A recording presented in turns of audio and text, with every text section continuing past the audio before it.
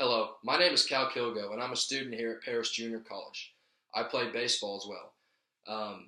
The reason there's not two audience members in this video right now is because I got sent home sick, and my dad's asleep, and my mom and sister are gone. So the only two audience members I have right now are my two dogs asleep on the couch. I'm talking today about the campus carry and the problems and also benefits that that brings to the table. When I first found out about the campus carry new policy was last year in my English class with Miss Mason. My first initial thoughts were more of a worry and a panic in a sense because even though I've grown up around guns my whole life with my uncles and aunts out in West Texas, it's still the thought of it being somewhere at a school on campus where I feel a sense of safety and security.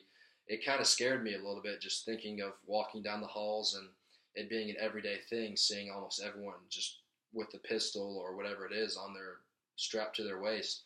Um, so I think the biggest problem with the campus carry is how easy it is for someone to access, obtain, buy, illegally possess a weapon. We see it all the time with younger kids these days. Well, I mean, they don't think the weapon's loaded and they accidentally shoot and kill themselves or their friend.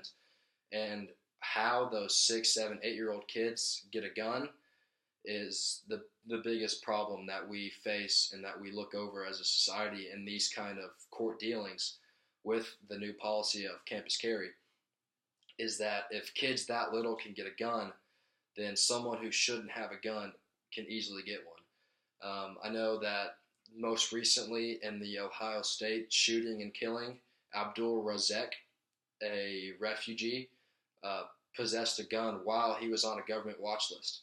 And for someone to be able to so easily get a gun while under government surveillance and watch is a scary thought for the gun safety community because there's no reason that obtaining a killing machine or weapon should be so easy for someone to do, whether that was through a lack of background checks and extensive knowledge, a black market, a friend, or something like that.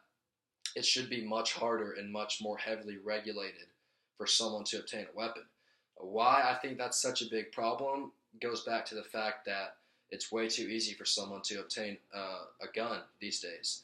No matter how old you are, young kids can get their hands on guns if they have the money. They somehow come up with it.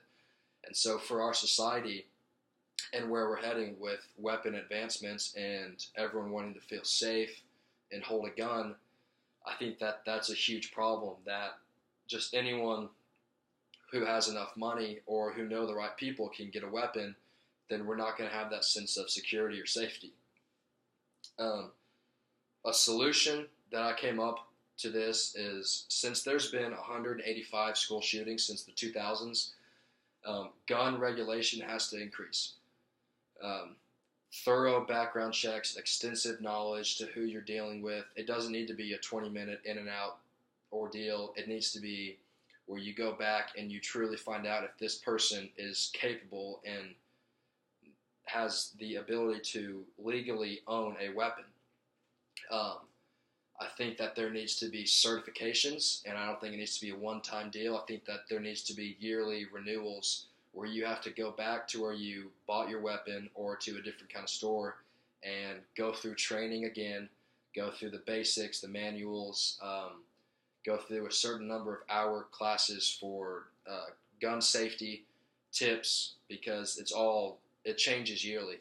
So people do need to keep up and they do need to learn because I think that open carry on campuses can be a good thing when it comes to school shootings or just safety whatsoever.